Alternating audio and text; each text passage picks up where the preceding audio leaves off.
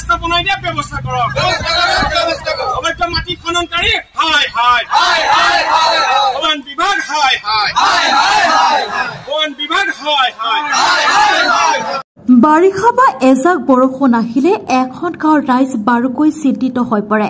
এজাক কিনকিনীয়া বৰষুণতে গাঁওখনৰ যাতায়াত ব্যৱস্থা বিঘিন্ন হৈ পৰে।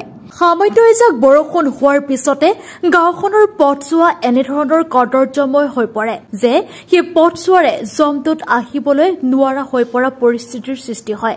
ৰঙাপাৰা ২ নং নামনি গাঁৱৰ এটা গুৰুত্বপূৰ্ণ পথ এজাক বৰষুণ দিলে কঠীয়া ৰুব পৰা পৰিৱেশৰ সূচনা হয়। পথছোৱা নিৰ্মাণ আৰু পথছোৱাৰে অবৈধ মাটি কঢ়িওৱা ট্ৰেক্টৰ চলোৱা বন্ধ কৰাৰ দাবীত অতিষ্ঠ ৰাইজে ৰূপায়ণ কৰে প্ৰতিবাদী কাৰ্যসূচী।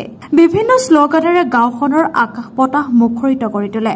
উল্লেখযোগ্য যে ৰঙাপাৰাৰ ঐতিহাসিক লামা মন্দিৰটোৰ কাষেৰে ভিতৰুৱা গাঁওখনলৈ বা নামনি গাঁও খেলপথাৰখনৰ সন্মুখেৰে যোৱা পথছোৱা অতিকৈ বিধ্বস্ত। বাৰিষাৰ কালত ভূঁই ৰুব পৰা অৱস্থাৰ সৃষ্টি হয়। লক্ষণীয় কথাটো যে এই গ্ৰামাঞ্চলৰ পথছোৱা আজিও পকীকৰণ নহল। অৱশ্যে পূৰ্বতে গাঁওখনৰ পথছোৱা কেঁচা আছিল যদিও এজাক বৰষুণতে আজিৰ দৰে বোকাময় হোৱা নাছিল।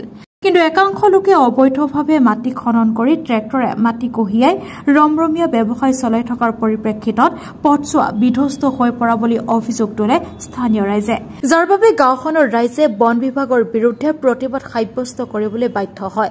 নৈখনৰ পাৰত আৰু বিভিন্ন ঠাইত একাংশ লোকে অবৈধ মাটি খনন কাৰ্য চলাই অহাৰ পাছতো বন বিভাগে নিৰ্বিকাৰ ভূমিকা পালন কৰি অহাৰ অভিযোগো উত্থাপন কৰে।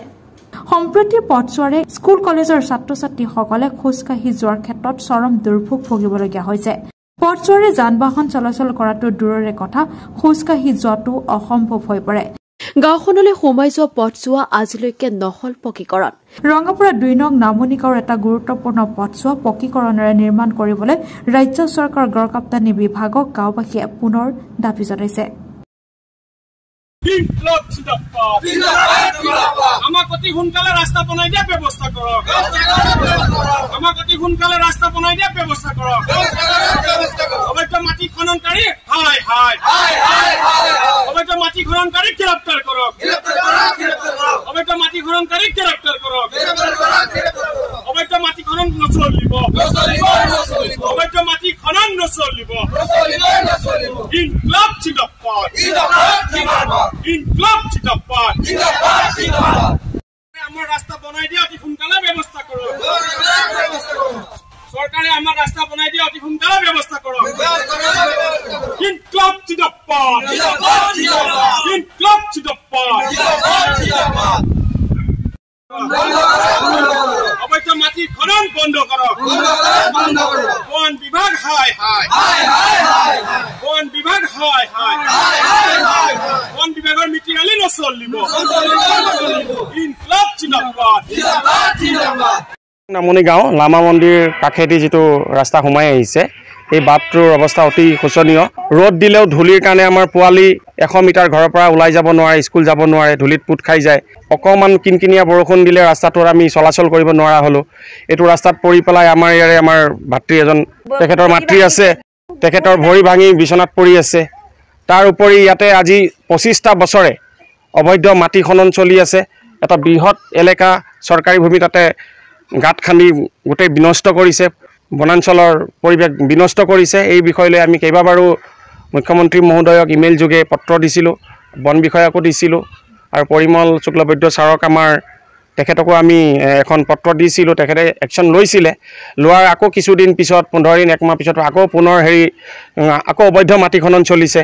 আৰু যিদৰে তেওঁ মাটি খনন ইয়াতে চলাই আছে এইটো গ্ৰহণযোগ্য নহয়। বন বিষয়াকো জনাইছিলোঁ, আহে 2 দিনমান ব্যৱস্থা লয়, পুনৰ আকৌ সেই একেই আৰম্ভ হয়। গতিকে আমি চৰকাৰক, আমাৰ মাননীয় মুখ্যমন্ত্ৰী মহোদয়ক আৰু আমাৰ জিলা উপায়ুক্ত মহোদয়, চক্ৰ বিষয়া তেখেতক আমি দাবী জনাম যে আমাৰ এই ৰাস্তাটো অতি সোনকালে বনাই দিয়া ব্যৱস্থা কৰক আৰু অবৈধ মাটি খননকাৰীক তেওঁলোকে আইনগত ব্যৱস্থা লওক। আমাৰ এইটোৱে দাবী।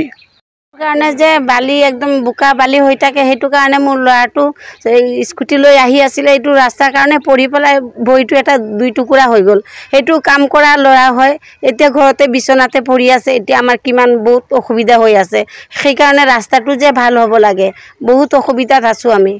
ট্ৰেক্টৰ অহা যোৱা কৰি পেলাই যে একদম ৰাস্তাটো বেয়া কৰি দিছে সেইটো কাৰণে চৰকাৰৰ ওচৰত অনুৰোধ কৰিছোঁ যে ৰাস্তাটো আমাক ভাল হ'ব লাগে বৰষুণ পৰে একদম ৰাস্তা পৰিব ল'ৰা ছোৱালীৰ কাৰণে একদম পুৰা অসুবিধা হৈ গৈছে আমাৰ ডাঙৰ ল'ৰা ছোৱালী সৰু ল'ৰা ছোৱালী যিমান সৰু ৰাতে এতিয়া মিডিল ক্লাছৰ ল'ৰা ছোৱালী কেনেকৈ লৈ যাব আপোনালোকে এটা চিন্তা কৰক আপোনালোকে যদি আহিছে যদি চব মিলি পেলাই আমাৰ ৰাইজৰ যিমান আছে মহিলাকেইটা চব আহি পেলাই ৰাজ্যৰ ৰাস্তা কাৰণে লাগে আমাৰ যিমান চৰকাৰ আছে আমাৰ নিমন্ত্ৰণ কৰিছোঁ আমাৰ ৰাস্তাটো বনাই দিয়ক এই আজিলৈকে ৰাস্তা একদম হোৱা নাই চব ৰাস্তা গুটিগুনি হৈ গ'ল আমাৰ এইটো ৰাস্তা হোৱা নাই ট্ৰেক্টৰ চলে এতিয়া ইমান ট্ৰেক্টৰৰ বহুত দিগদাৰী আছে বিষয় ট্ৰেক্টৰ চলে ইয়াত একদম ট্ৰেক্টৰৰ মতলব নক'ব আৰু ট্ৰেক্টৰ চলি পেলাই ৰাস্তা বেয়া যায় এতিয়া গাড়ীবোৰ ৰাস্তাটো চাওক নাই একেবাৰে ৰাস্তাটো পুৰা বেয়া হৈ গৈছে পুৰা দূৰলৈকে ৰাস্তা হৈছে গাঁও কোনো গাঁও ভাল নহয় আমাৰ ৰাস্তাৰ কাৰণে ৰাস্তাটো বনাই দিয়ক ৰাস্তাটো ভাল লাগে আমাক সেইকাৰণে আপোনালোকক অনুৰোধ জনাইছোঁ বাছ নমস্কাৰ